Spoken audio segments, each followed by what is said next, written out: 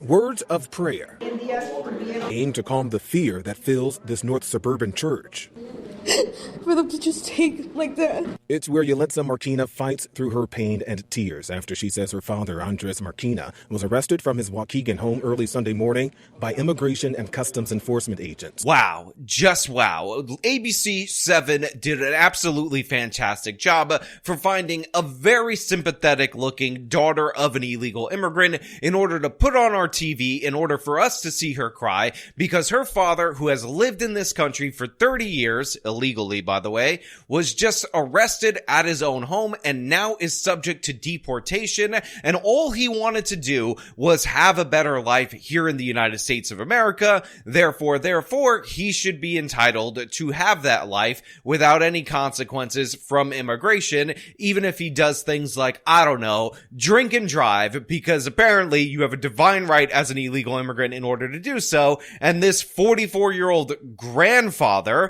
She says the 44-year-old grandfather came to the U.S. from Mexico nearly 30 years ago. As described in the local media, is just a sad, innocent Baba Angel Aladdin who just broke into our country illegally, had himself an anchor baby, and drunk and drive, and, could have killed somebody, and we're trying to say that we don't want him in the nation. Shame on us. Or as the super mayor would say, shame on y'all. Shame on y'all. Now look, make no mistake about it, we are going to get into the Chicago immigration raids, how of course the media is trying to focus on this case, but not highlight all the different various things that you'll notice if you're paying attention, if you got the keen eyes, if you got the mangekyo that you could see if you're me. So that's what I'm going to do for you guys. But before I do, I just want to say on February 15th and February 16th, DebateCon 5 is happening. I will be debating on the 16th, which is the second day. The link to tickets are in the top of the description. It is in Newark, New Jersey, so if you live around the area, I hope to see you there. So right now in this country, we are getting reports of the immigration raids that are happening across these major sanctuary cities, and as I showed you before with the Boston raid, it seems like, as of right now, the Department of Homeland Security is targeting the serious violent offenders,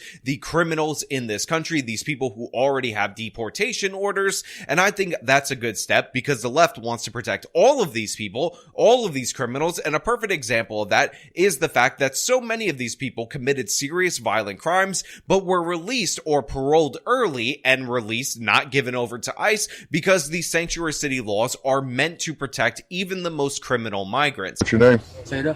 Seda what? You have a first and last name? Sam. Seda Sam? Yes. Where are you from?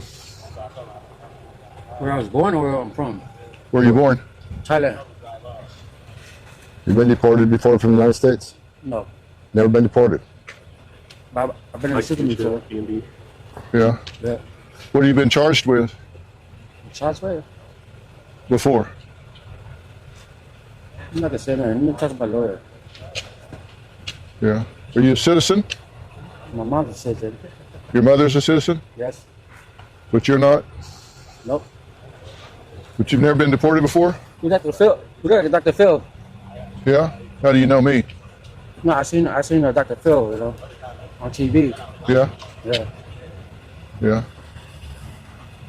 Well, this is an example of sanctuary cities, right? We got an illegal alien convicted of sex crimes involving children.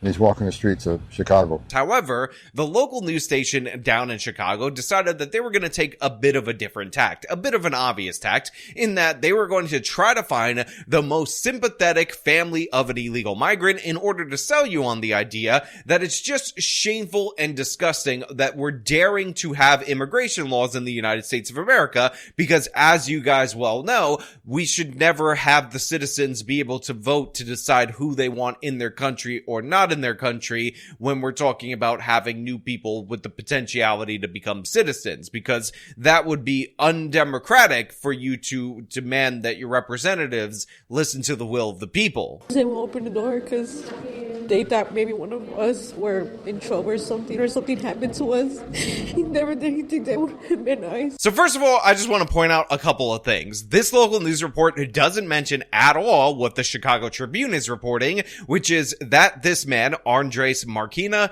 was a drunk driver. The reason why he is on the list of people that are subject to deportation is because he was arrested for drinking and driving, putting other people in danger. That's what this man did. That's what he did with the gift of being in this country illegally, and guess what? The city of Chicago is protecting him. On top of that, I will also point out that this woman right here is what we would call an anchor baby, the child of an illegal who has citizenship. Of course, she is able to enjoy all the privileges of that citizenship due to the fact that this man broke the law. So if he cares about the future generations and defending them and all that, congratulations, you were able to sneak your kid in under the radar and able to actually get something out of this country that a lot of people struggle in order to have. You got a free pass for her, and she decided to utilize that free pass by having a child also at a young age, making you a 44-year-old grandfather, which seems a little bit weird.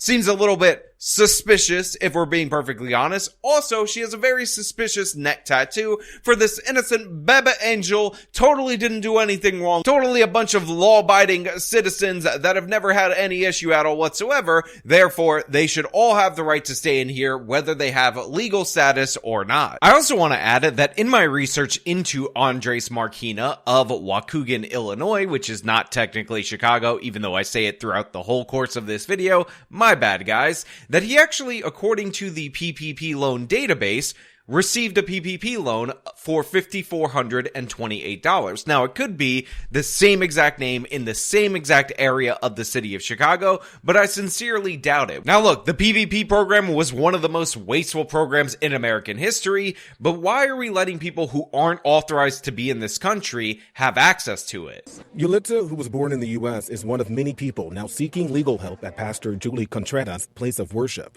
I had a 4-year-old crying, fearing deportation.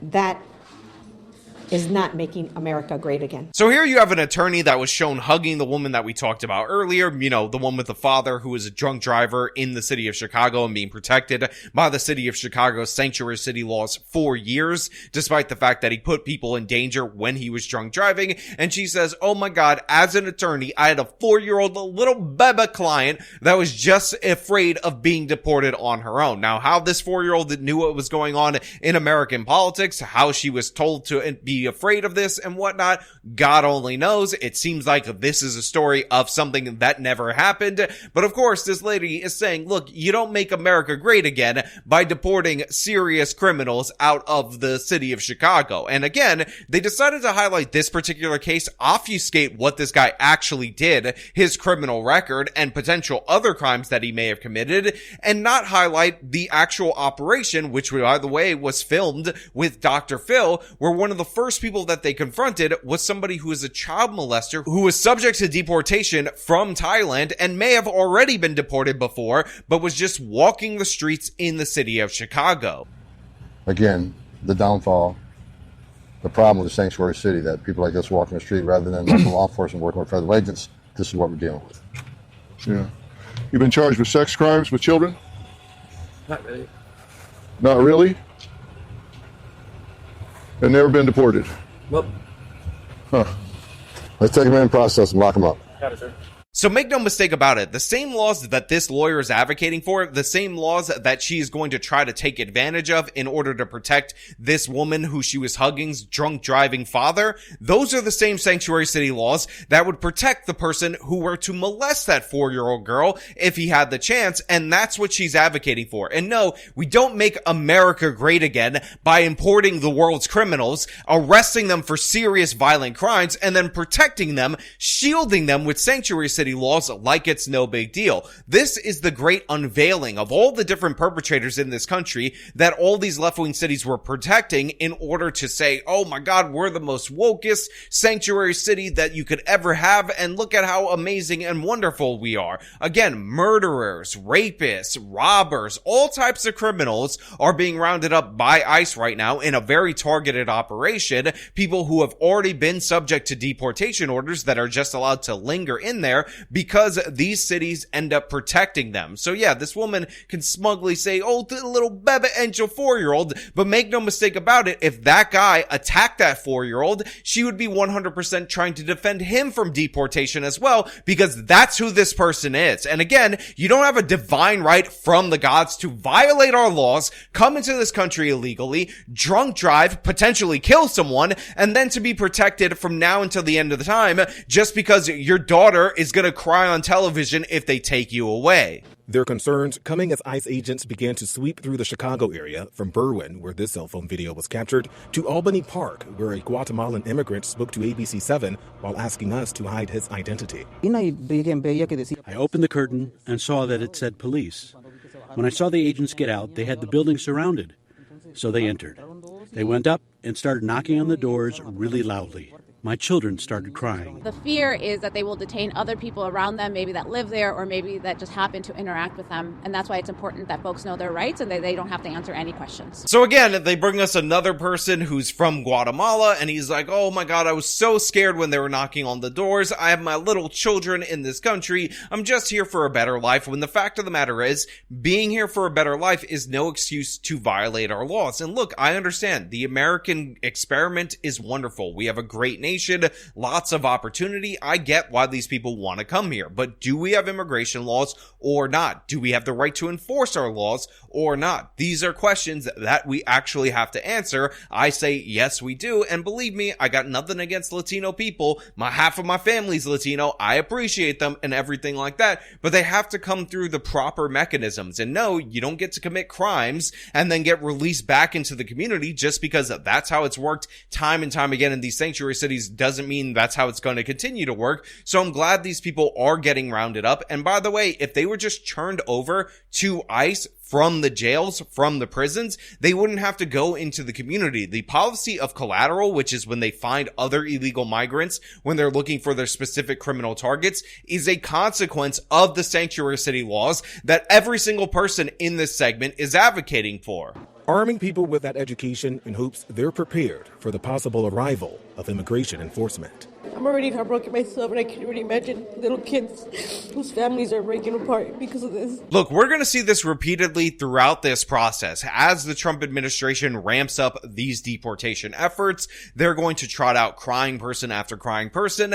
And I don't want to encourage people to be cruel to these people that are losing their family members, because obviously that is a sad state of affairs for that individual family. But the fact of the matter is, serious violent felons, it should be a no-brainer that these people are tossed from this country. People who get arrested over and over again, no-brainer that they should be tossed from the country. And the thing is, every time we want to have a conversation about long-term people who have been here, who haven't violated any laws, who have contributed to this country, and what we should do with them, especially if they're talented, smart, hardworking people, we can't have that conversation until we actually deal with these criminal migrants that are just trying to come in under the amnesty that these people are proposing. So I am in favor of long-term selecting for who we have here, who we want to become citizens or permanent residents based on what they've contributed even after they've come here illegally. Obviously, there are biases for people who come at young ages and might not even know that they're illegal. Sometimes they're called dreamers in the left-wing, like, ecosphere,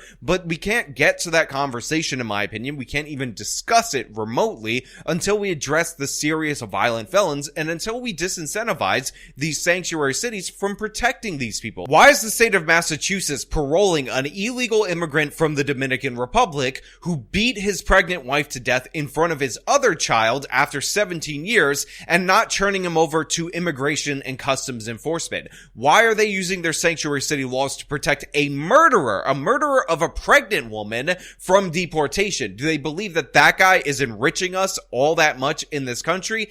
Absolutely not. Ridiculous and absurd. Get him out of here. If you're a serious violent felon, again, there should be no question about this. That's why these deportation efforts need to occur. They need to be filmed. People need to know what these people were charged with, what these people were convicted of, because if you don't have your camera crews out there, if you don't confront these people and put out your own narrative, you're going to have things like this ABC7 segment where they're like, oh my God, he was here 30 years. What a sweet 44-year-old grandfather. Just such a wonderful guy. He's so swell in every way. All he likes to do occasionally is drunk drive in the city of Chicago and potentially kill people. But is that really a crime? Look at this crying woman and tell me that you're upset about maybe getting killed by this illegal immigrant who likes to drink and drive. Anyway, that's all I really have for you guys today. Thank you so much for watching. If you like this video, show them by leaving a like, subscribe for more content, follow me on my social medias, support me via the support links in the description of this video. This has been me talking about the madness and propaganda from the left-wing media. Till next time.